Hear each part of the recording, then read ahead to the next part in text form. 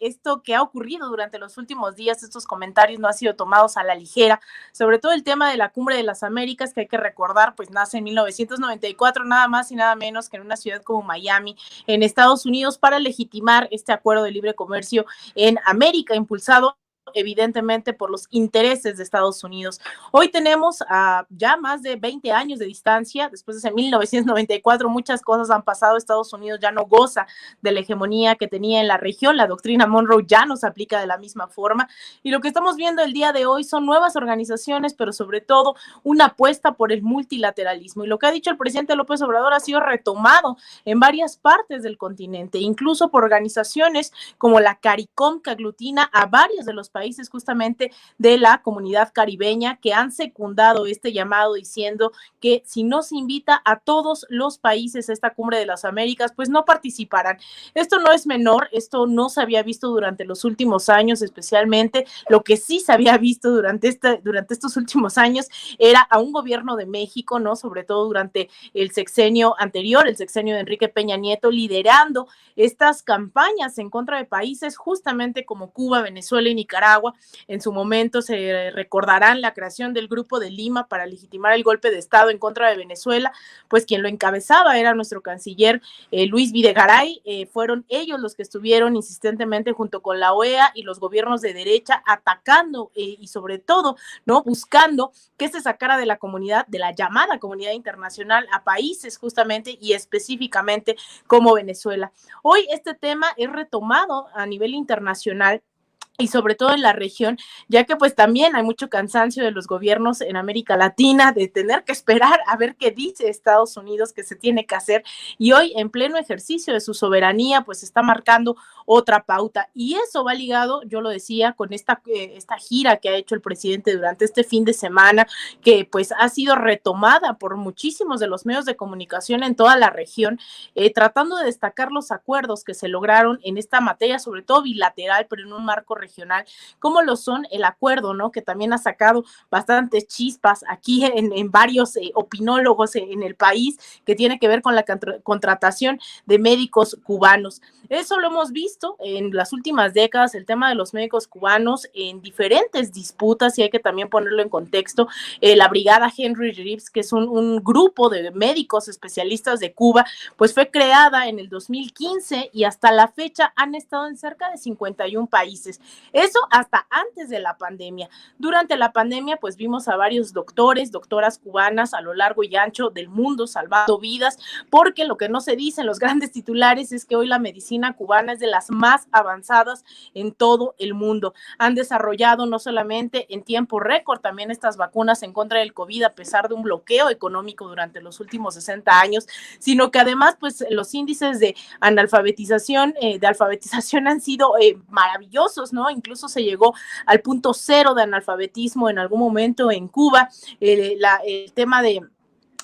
las infancias, ¿no?, el trato que se les ha dado en términos legales a las maternidades, etcétera, son muchos los temas sobre los cuales Cuba ha sido vanguardia y que no se dan a conocer. Y ahora, en esta visita que ha hecho el presidente López Obrador a la isla, pues hemos visto cómo se destacan nuevamente todos estos temas. El tema de los médicos cubanos no es menor, es el hecho de hacer estos lazos de cooperación, y yo lo decía en redes sociales,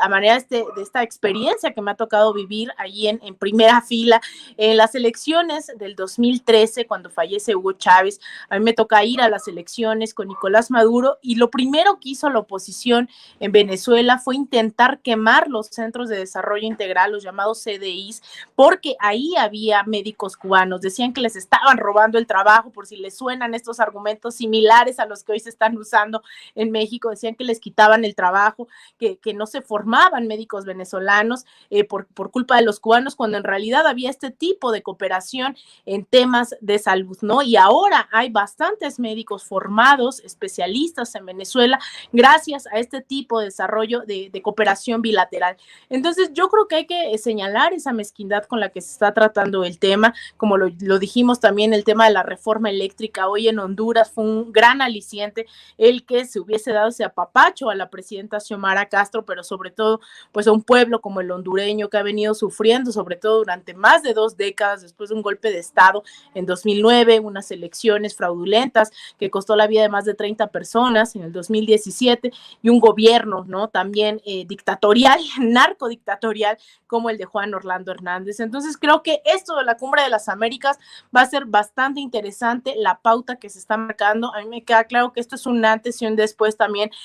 después sobre todo de los golpes de Estado que vimos a Dilma, ¿no? La persecución a Lula en Brasil, el golpe también a Fernando Lugo, el golpe evidentemente a Evo Morales. Ahora estamos viendo que hay una reorganización de las fuerzas en el continente y la Cumbre de las Américas el próximo mes de junio, pues obviamente será un punto de inflexión dentro de las relaciones continentales. Vamos a ver qué ocurre y sobre todo yo creo que hay que esperar que van a venir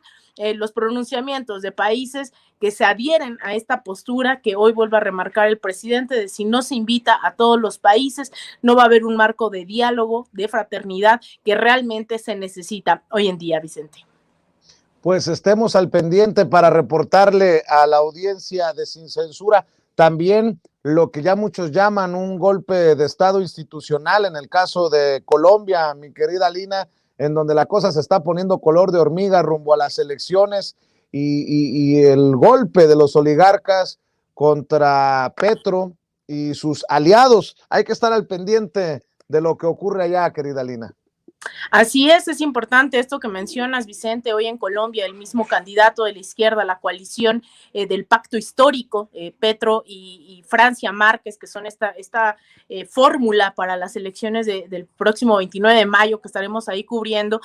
tiene que ver con el uso institucional, este llamado lawfare que hemos insistido en múltiples ocasiones, que se desarrolló acá, se desarrolló en varios países y se está desarrollando, a mí no me queda duda, en este país en contra de todo lo que parezca progresista o medianamente con características sociales, ¿no? En este país. Y hoy Petro denuncia pues un golpe de Estado en Bogotá. Hace poco fueron elecciones también y no llama a la población a defender su voto, especialmente en la capital, que no es menor que sea en la capital todo esto que está ocurriendo. Petro, hay que decirlo, en ese contexto hace una semana suspendió sus campañas por un intento, ¿no? Había una amenaza de ser asesinado. El candidato más a la izquierda presidencial de Colombia hoy decidió, hace unos días suspendió su campaña. No es tampoco menor, es el gobierno más de ultraderecha en toda la región, es la joya de la corona de Estados Unidos. Mucho se ha culpado a varios países de izquierda justamente de traficar drogas. El gobierno de Estados Unidos, el Departamento de Estado ha acusado a gobiernos de izquierda de traficar drogas, pero todos sabemos que el principal traficante, el principal productor de cocaína y de varias drogas, pues es Colombia, bajo el auspicio del presidente Iván Duque, quien pues evidentemente no quiere salir del poder, mucho menos del uribismo, que fue quien lo puso hoy en la presidencia. Así que pues estaremos ahí al pendiente también de lo que ocurre en Colombia, le daremos más seguimiento, sobre todo de cara ya a estas elecciones presidenciales que estaremos reportando desde Bogotá en un par de semanas, Vicente. Muy bien, Alina Duarte, ¿en dónde te pueden apoyar? ¿En dónde te pueden seguir en redes sociales? Muchas gracias, Vicente. Pues me pueden seguir en Twitter en @AlinaDuarte_, en Instagram _Alina Duarte, en Facebook.com/Alina Duarte Periodista, en mi canal de YouTube y pues aquí en Sin Censura todas las noches y los lunes también en nuestra mesa de análisis en las mañanas. Te mando un abrazo, Vicente, a ti, a todo el equipo y al auditorio de Sin Censura. Muchas gracias a Alina Duarte, nuestra reina de Xochimilco, nuestra corresponsal, hablando en este espacio libre como el viento, y a quienes también les quiero agradecer